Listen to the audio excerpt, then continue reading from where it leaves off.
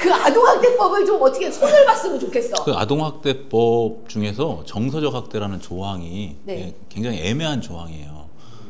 그래서 그 정서적 학대라는 게 이제 그게 이제 제가 아동이에요? 그렇게 바라보셨어요? 저를 경멸하는 눈으로 찾아보셨나요? 그거 맞을 거예요. 얘 눈빛이 원래 그래요. 저 정서적으로 학대하신 거에 걸면 네. 아동학대 걸려요. 저는 그 정서적인 것도 그러지만 우리가 체벌 금지했잖아요. 근데 우리 어렸을 때 다 맞고 자랐다고요. 그러니까 부모님한테도 맞고 자랐잖아요. 근데 부모님이 나를 때리는 게 정말 사랑해서 나를 잘 되라고 훈육하는 건지 아니면 나를 미워서 때리는 건지 우리가 더 잘 느끼거든요. 근데 요즘 애들이 부모님이 때려도 엄마, 아빠 나 아동학대죄로 고소한다? 이게 가정 내에서 일어난다는 거예요. 근데 더 덧붙이자면은 아동학대가 가정 내에서 신고되잖아요. 네. 처리가 빨라요. 처리가 빨라요? 처리가 빨라요. 어디? 경찰에 조사 나오잖아요. 네. 괜찮아, 훈육이었어 해서 딱 끝나요. 끝나요. 그거는. 그렇죠. 근데 학교에서 신고가 들어오거나 학부모가 하잖아요. 네. 그건 처리가 6개월, 8개월 걸려요. 왜? 왜요? 부모가 아니니까. 사실은 아동학대법은 선생님이잖아. 부모가 아니지만 선생님이잖아. 그러니까 아동학대법은 사실은 가정 내 아동폭력 때문에 생긴 법인데 그게 다르게 적용되는 거죠 지금. 아니 제가 때린 게 아니잖아요. 선생님이 때린 거잖아요. 그리고 근데 선생님은 지금 거기서도 제가 조심해야 될 게 뭐냐면 선생님은 절대 때리지 않아요 지금은. 때리지도 않고 지금 소리 질러도 아동학대를 네, 신고하는 죄송합니다. 저 깜짝 놀랐어요. 지금 패널학대 하고 있습니다 제가. 죄송합니다. 심각하죠. 더 저는 이제 교사님께서 그런 건 아니지만 학교 밖도 그러잖아요. 학교 안에서 저 대전에서 안타까운 사고가 작년 12월에 있었잖아요. 네네네네. 그런데 그럼 교장 선생님 책임이 아니잖아요. 그럼 그죠. 범죄자가 그죠. 한 범죄자가. 근데 그 교장 선생님한테 중징계 요구가 내려왔습니다. 학교 안에서도 안전한 학교 울타리 안에서도 사고가 일어나면은 할 거 없으니까 학교장 네가 책임져. 지금 이거 그 맞죠 교장님 지금? 예. 지금 중징계 요구가 왔고. 교장선생님. 예. 선생님들 죄인입니까? 너무 안타까운 거죠. 제가 아까 말씀드린 것처럼 학교 안으로 법이 너무 많이 들어왔어요. 그래서 지금 학교 폭력 대책에 관한 법률도 사실은 그게 처음에 왔을 때는 대구에서 무슨 사건이 있었을 때 처음에 시작이 됐거든요. 그러면 학교 내에 있는 것만 한다고 하면 제가 뭐 이해할 수 있겠어요. 학교 내외에요. 끝나고 나가서 놀이터에서 다른 사람한테 문제가 생긴 것도 학교에서 처리를 해야 돼요. 왜? 뭔 소리예요 그것도. 그리고 밖에 나가서 외부인을, 왜냐하면 정의가 학생을 대상으로 오거든요. 학생을 대상으로 학교 내외에서 일어나는 게 모두 학교 폭력이에요. 그렇기 때문에 밖에서 누군가가 외부인이 우리 학교 학생을 대상으로 해갖고 했잖아요. 그것도 학폭법으로 해갖고 모든 행정 서류는 다 학교에서 처리해야 돼요. 그러니까 학교 놀이터가 아니라 밖에 놀이터에서 그랬는데요. 그렇죠. 예. 그래서 제가 법을 잘 만들어야 된다는 거고. 지금 누가 만들었어요 그거? 그거 누가 만든 거예요? 한번 검색해 보세요. 네. 교육 관계자는 아니일 것 같아요. 누군지 검색해봐 진짜. 와 씨. 지금 교수님 말씀 중에 네. 잠깐 스쳐갔지만 법을 만든 사람이 교육 관계자가 아니라고 하셨잖아요. 네. 그것도 중요한 거예요. 아니겠죠? 그러니까 잘 누가 모르는 만든 거지? 근데 뭐 이야기 앞으로 많이 들어주겠죠. 근데 진짜 심각하네. 뭐 이거 지금 약간 너무 벗어나서 그러기는 한데요. 아니 이런 법들을 그러면 선생님들이 좀 요구할 수는 없어요? 이거 우리한테 너무 불리하고 이렇게 되면 우리가 아이들을 제대로 가르칠 수 없으니 좀 어떻게 해달라는 거. 요구는 맨날 하죠. 요구는 맨날 하고 있습니다. 누구한테 하세요? 뭐 교육청에다가도 얘기하고 뭐 국회에다가도 얘기하고 요구는 맨날 하죠. 근데 그게 변화가 없으니까. 그리고 제가 이제 어떤 거를 어디서 뭐 무슨 강의를 하기 위해서 준비했는데 혹시 대한민국에 있는 조례를 포함한 법령이 몇 개나 되는 줄 아십니까? 너 아니?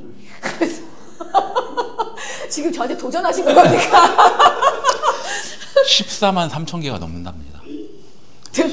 13. 예. 그러니까 우리나라 법치국가 맞아요. 그럼 여기 계신 분들도 오늘 오시면서 법령 위반 최소한 서너 개는 하고 오셨다. 그리고 오늘 우리가 얘기할 때 뭔가 또 이렇게 법령 위반하는 수위는 조심해야 된다.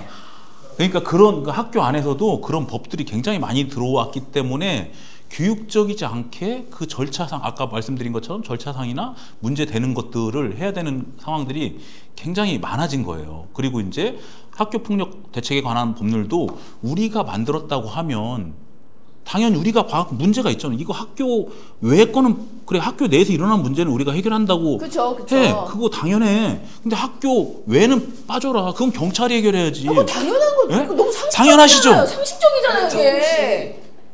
학교를 하고 나서 집에 들어가기 전까지가 지금 학교 폭력. 다해 다. 그러면 집 앞에서 사고를 당해도 집 다, 안으로 다, 들어오는 다. 예. 못 책가방을 내려놓고 나와서 뭔가 누구한테 해도 다 학교 폭력이에요. 학원에서 정상 제가 정의를 말씀드렸잖아요. 정의는 학생을 대상으로 학교 내외에서 일어나는 폭력 행위. 미쳤네. 토요일 날 태권도 학원에서 여행 그렇죠. 갔어요. 학원에서 둘이 싸워도 학교 폭력이에요. 그래 학교가 처리해야 돼요. 미친 거네. 예, 놀이터에서 애들 모르는 동네 형하고 이렇게 했어도 신고하면 학교가 처리해야 돼요. 이거는 상식이 안 통하는 사회네. 근데 그걸 누가 처리해요? 담임교사가 처리해요. 근데 아니, 좋아, 학교가 또 좋아. 달라. A 학교, B 학교야. 아니 좋아, 다 좋아. 그래. 그럼 이제 학교 전화하고 거기 교장 선생님 관리자 통하고. 아니 그 정도면 부모보다 더한 건데. 근데 부모는 다치게도 벌 안 받고 선생님이 조금 애가 다쳤으면 벌 받고 선생님이 엄마가 야 하면 아동학대가 아니고 선생님이 야 하면 아동학대라고요? 그렇죠. 법이 그렇다니까 법이. 그 말도 안 되는 얘기를 하고 있어 지금. 법을 바꿔주세요. 이 채널을 진짜. 국회의원들이 많이 보게 해갖고. 네. 야 전화 넣어 오늘 안 되겠다 오늘 가자야 진짜. 와 이게 말이 돼? 이거 누가 만든 거야? 그래서 이것이 유행처럼 퍼져서 보복성이 되는 거예요. 마음에 안 들어. 담임 선생님이 내 아이한테 좀 약간 그러네? 그럼 신고합니다. 그래도 무고죄가 없어요. 왜냐? 담임 선생님이 진짜 처단은 받거든. 네, 처단 받거든. 네, 네. 그러니까 무고죄가 아닌 거예요. 변호사가. 눈 감고 다녀 너. 눈 감고 다녀 씨. 그래서 아동학대 변호사가 있으면 변호사께서 하나는 교사 입장에서 아동학대를 대변하시는 또 하나는 학부모 입장에서 아동학대를 위해서 일하는 변호사. 상가 발표이지만 서로도 알고 있습니다. 참 먹을 게 많다. 그래 먹을 먹을 게 게 많다. 변호사님들만 좋은 일 시키는구나. 근데 저희는 그렇게 생각하고 있습니다. 그 정체가 변호사님이 됐나 보네. 아 그러면 그 정책을 변호사님이 냈네. 그거네. 그러니까 변호사 쪽에서 우리 냈네. 교장님 말씀하신 것처럼 조례가 많이 만들어지면 질수록 다 걸리니까 사실 법률인들한테는 이득이 그리고 되죠. 이제 그분들은 그러네. 정체가 밝혀졌네. 조례를 많이 만들고 법을 많이 만들어야 본인들 먹고 살게. 일을 많이 했다고 인정받는다고 상패받고 하잖아요. 그러니까 현장하고 충분히 소통이 안 되는 그런 내용 가지고서 이제 법이 만들어지는데 법은 강행 규정이잖아요. 그죠. 할 수 있다가 아니라 해야 한다죠. 해야 한다를 실행을 못하면 이제 처벌 조항이 나오는 거예요. 처벌. 아동학대 관련해 갖고 처벌 조항이 있기 때문에 무서운 거예요. 그잖아요. 학교에 있는 사람들은 또 신고 의무자예요. 그럼 뭐라고 하냐면 이제 교장교감한테 교장 선생님 신고 의무자인데 그 선생님이 우리 아이한테 아동학대 한 거 그거 왜 신고 안 하셨어요? 그러면요 학교에서 신고하잖아요. 그러면 신고 의무자에 대한 부가처벌이 됩니다. 또 그리고 이런 내용을 사실은 다 모르시잖아요. 어떻게 알아요? 그러니까 그래서 이 아동학대법을 뭐라고 얘기하냐면 저승사자법, 선생님 저승사자법이라고 해요. 이런 환경에서 그리고 애들을 이제 또 하나는 뭐라고 얘기하냐면 이 아동학대법이나 이런 것들을 우리가 이제 그냥 이렇게 현장에서 얘기할 때 기분납법, 기분상해죄. 저는 솔직히 이 사실을 몰랐을 때는 요즘 학부모님들이 과한 민원에 뭐 이러는 게 점점 도대체 왜들 저렇게 했냐, 왜들 저렇게 가냐 생각했는데 법이 그렇게 만들어줬네. 그럴 수밖에 없게 만들어줬네. 그렇죠. 법이 그냥 손다리를 다 그러니까 거네. 근데 또 대부분에 와가지고 이제 저도 교장실에서 민원 처리하거나 이런 거 얘기하다 보면 교장 선생님이 그것도 못해요? 저한테 그래요. 근데 교장 선생님도 못해요. 왜 못해요? 왜 못하냐고요? 좀 해봐요. 왜 못해요? 왜? 법이 그래요. 법을 좀 바꿔봐요. 그리고 신고당해요.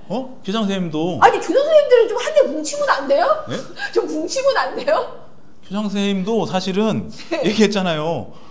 무서워하는 교장 선생님들 많아요. 그러니까 그 교장 선생님들이 뭔가 이렇게 아까 말씀하신 것처럼 회피하시고 그렇게 하는 거예요. 그래 그게 너무 인간적이긴 하네요. 왜냐하면 그런 상황들이 그러니까 제가 계속 말씀드린 것처럼 이게 학교가 교육기관이어야 되는데 학교에 법화 현상이 일어나고 법령이 너무 많이 들어와 가지고 정말 교육적으로 이게 아이들끼리 이런 거예요. 둘이 초등학교 1학년 학생들이 뭐 얘기하다가 치고 받을 이렇게 뭐 한 대씩 야 하고 머리 한 대 때릴 수도 있고 꼬집을 수도 있어요. 그렇죠. 예? 그럴 수 있죠. 자, 만약에 선생님이 담임 선생님이에요. 네. 그리고 선생님 학급에 있는 학생 두 둘이 아이가 싸웠어요. 이렇게 했어요. 네. 자, 어떻게 하시겠습니까? 투어에 불러다가 왜 그랬냐고. 법령 위반하셨습니다. 신고 의무자십니다. 저 이건가요? 나중에 차고 들어가나요? 왜냐하면 학교 폭력 행위를 발견한 자는 지체 없이 학교장에게 신고를 해야 되고 학교 폭력 신고를 해야 돼요. 애가 둘이 그냥 이렇게 싸운 것도 근데 그거를 감수하고 선생님들이 화해시키는 거예요. 근데 따지고 들면 그게 따지고 들면 법률 위반이 될 수 있다. 법률 위반입니다. 예. 그리고 예를 들어 또 그런 거예요. 뭐 해갖고 누군가가 보조 인력이 애한테 조금 기분 나쁜 말을 했어요. 네. 근데 그러면 어떻게 해요? 교장 선생님이나 뭐 교감 선생님이 이제 그런 신고를 받고 나서 선생님 이건 잘못하신 것 같아요. 다음부터 하지 마세요. 근데 학부모가 그걸 들었어요. 난 신고를 하려고 그래. 그럼 교장 교감한테 와서 뭐라고 했냐면 신고 의무자인데 왜 신고를 안 하셨습니까? 신고하겠습니다. 아, 교장 선생님을 신고 의무자에 학교에 신고하겠다고? 근무하는 선생님들은 다 신고 의무자예요. 그러니까 이러지도 저러지도 못. 그러니까 학교에서 교육이 빠지게 되는 거예요, 다. 왜냐하면 그게 꼼짝달싹 못하게 하는 거를 가지고 그잖아요. 팩트는 얘네들을 교육적으로 화해시키는 거예요. 그치, 교육적으로. 교육적으로 그렇죠. 화해시키는 거예요. 그죠? 근데 교육적으로 화해시킬 수 있는 선생님들의 그런 그게 없잖아요. 할 수가 없게 하는구나. 그게 이제 요새는 이제 그 뭐냐면 관계 중심 생활 교육이라고 그래가지고 이제 그 아이들이 회복 탄력성을 가질 수 있게 그런 프로그램들이 많아요. 근데 그 프로그램들이 잘 이루어지면 좋은데 그 중에 이제 특수하신 분들은 왜 합의를 종용하냐, 니네 법령 위반이다. 그럼 학교를 안 보내야 되는 거 아니에요? 애들? 아동학대야 너 지금. 그러면은 지금 방치라고 그렇게 지금. 말씀하셨잖아요. 심각한 학습권 침해에 위반하셨습니다. 제가 지금 이게 준비한 질문이 형사학습에 대한 건데 질문을 갑자기 아동한테 예. 왜냐하면 필요가 없어. 현장 체험 학습도 결국에는 지금 얘기한 게 다 걸리거든요. 현장 체험 가갖고 싸우고, 그러니까 현장 체험 가면 안 가서 돼. 가면 안 돼. 기분 나쁘게 아이를 할 수도 있고. 그치. 애가 처음에 다칠 이제 수도 저희 있고. 학교 같은 경우에는 그럼에도 불구하고 체험 학습을 많이 이제 선생님들이 자발적으로 협의해갖고 이제 학교 분위기 보셨잖아요. 네. 가셔요. 근데 저희 학교도 문제가 안 일어난 게 아니라 민원이 들어왔어요. 어떤 민원이냐면 얼마 전에 어디 체험처로 갔는데 거기서 이제 밥을 이제 배식을 받았어요. 근데 양이 적다. 네. 예? 뭐 얘가 배고플 수도 맛이 있지. 없었다. 교사는 뭐 한 거냐? 예, 체험 내용이 부실하다. 그럼 그 소리를 들은 선생님들이 다음부터 사기가 떨어져. 아니 가시고 싶겠어요? 안 가고 싶? 당연히 안 가죠. 저안 그러니까 가요. 선생님이 안 가요. 안 가죠. 안 가죠. 예, 그리고 당연- 지금 뭐 짐작가건데 그 가는 동안에 수많은 법률 위반을 했을 거 아니에요, 솔직히. 그 14,003개 중에서 얼마나 회신 거 아니에요? 14,000이 아니라 14만. 14만. 14만. 예. 14만. 숨만 쉬어도 법령에 걸릴 것 같은데 내가 아유, 봤을 그러니까, 때는. 예. 그러니까 그게 너무 제가 아까 처음 그 말씀드린 학교가 교육기관의 역할을 다 할 수 있도록 만들어 주셔야 돼요. 그게. 내가 볼 때는 이 법을 만드시는 분들은 아무것도 하지 말고 교육의 현장에 계신 분들이 정치를 참여해서 뜯어 고쳐야 돼. 그거밖엔 답이 없어. 없앨 건 없애고 만들 건 만들고 그래야 교육 현장이 바로 서지. 나 아무래도 대한민국에 못 살 것 같지 않니? 아무래도 이런 말 하다가 야 이거 너무 심각한데 지금 뭐 사실 질문할 게 아무 의미가 없을 것 같아요. 이게 뭐 아이들한테 현장 학습 뭐 도움이 얼만큼 되느냐, 배워야 될 게 뭐냐, 뭐 이런 거 물어보려고 그랬는데요. 이건 진짜 뭐 팩트예요. 저라도 안 가요. 그러니까 그게 이제 선생님들이 공감을 하는 게 뭐냐면 그 소희초 사건도 선생님들이 많은 공감을 하셨던 게 내가 모르는 서울에 있는 초등학교 선생님이지만 저 일이 나에게도 닥칠 수가 있다. 그러니까 투사되는 거예요, 투사. 그러니까 그 마음을 알고 헤아려야 되는데 니네들 근데 그거를 일반 뭐 학부모들이나 일반적인 사람들이 보면 평상시엔 사실은 학교에 관심이 없어요. 아직도 두드려 패갖고 그냥 애들 하면 되는 거고 교장 선생님이 딱 얘기하면 그냥 한마디면 끝나는 줄 알고 다 그렇게 얘기해요. 왜 교장 선생님이 그걸 못하냐고 얘기를 하신다니까요. 못해요. 신고당할까봐. 하시잖아요. 아, 저는 하죠. 5시간 들으면서 이렇게 하죠. 이제 그러니까요. 그렇죠. 하시잖아요. 그렇게 하는데 이제 여하튼간 그 분위기가 형성이 돼야 된다는 거고, 그러니까 그 분위기를 어떻게 형성할 수 있고, 이게 정말 교육적으로 지금 말씀하신 것처럼 현장 체험 학습이 교육적으로 의미가 있다는 걸 선생님이 인정하기 때문에 최소한의 안전을 보호해 달라. 그 장치가 10조에 있는 학교장은 그 안전 조치를 다한 경우 책임을 지지 않는다 얘기를 하는데, 그러면은 안전 조치를 다한 경우를 뭐뭐뭐뭐뭐라는 걸 명시해 달라. 누구도 알 수 있게, 누구도 판례 알아듣게. 교육과 관련된 게 이제 판결로 가면요 2가지를 꼭 봅니다. 뭐냐면 안전 조치를 다 했느냐, 예측 가능성이 있었느냐. 네. 그 후진하는 게 사실은 그게 예측 가능해요, 그게? 그러니까요. 애들이 어디 튈지 모르는 게 예측 가능해요? 근데 이제 그걸 본단 말이죠. 그러니까 이제 그러면은 안전 조치를 다한 경우라고 하면 명시적으로 그래 이런 거 우리가 체크리스트로 해갖고 다 했으니까 그럼에도 불구하고 그런 걸 다 감수하고 우리는 갈 거야. 그러면 면책해 주세요. 그게 우리 최소한의 얘기인 거고 선생님들이 안 하겠다는 게 아니잖아요. 아니 왜 교사들한테만 이렇게 무리하고 비상식적인 걸 요구하는지 진짜 이해가 안 가네요, 저는. 제가 이번에 이걸 좀 하면서 문서를 보다가 그런 표현을 봤어요. 현장 체험 학습이 나한테는 아직 우리 아이가 사고가 없었는데 나는 단지 운이 좋았을 뿐이다. 맞아요. 네. 그 얘기를 듣고 막 가슴이 좀 미어지더라고요. 나는 단지 운이 좋았을 뿐이다. 그 선생님의 그 자조 섞인 말이 너 뭐라고 표현을 못 하겠더라고요. 저도 이제 가끔 그런 얘기를 해요. 뭐냐면 뭐 용사 우리 세월호 사건이나 뭐 이런 것들이 내가 거기 가 있을 수도 있는 거잖아요. 누구한테나 일어날 수 있는 일이죠. 이태원에 내가 가 있을 수도 있는 거잖아요. 네, 맞아요. 맞아요. 지금 그게 이제 미루어 얘기하면 이 상황은 지금 그만큼 그 위험에 우리는 지금도 수업하시는 선생님들은 노출이 돼 있는 거예요. 그러면은 노출이 되었을 때 누구든지 일어날 수 있는 일에 대한 맞아요. 최소한의 보호 장치를 마련해 주시면 우리는 교육적으로 최선을 다하겠다는 거예요. 그리고 그 보호장치는 현장에 계신 선생님들이 아마 가장 잘 아실 겁니다. 그러니까 제발 현장의 목소리 좀 들어줬으면 좋겠다. 현장의 선생님들의 의견을 반영을 해서 좀 정책도 만들어지고 그런 법들도 제정이 됐으면 좋겠다라는 게 정말 화가 나서 하는 말입니다. 그리고 또 누가 그 얘기 하더라고요. 이제 이렇게 되니까 또 이제 여러 가지 이렇게 이거를 해결하기 위한 그래 그러면 가자는 사람과 안 가자는 사람도 다 이렇게 할 수 있는 것을 어떻게 하냐? 다 위탁해 버리자. 책임 그런 뭐 각서를 받고 책임은 우리가 진다 하고 다 위탁해 버리자. 그런 것들이 또 뭐 SNS에서 그냥 나와 버리더라고요. 이게 대한민국의 이 문제는 미루든가 떠넘기든가 아니면은 뭔가 그냥 해결 방법이 없애든가 약간 이런 식이야 보면. 와 진짜 오늘 얘기하다 보니까 진짜 노답이고 답도 없는데요.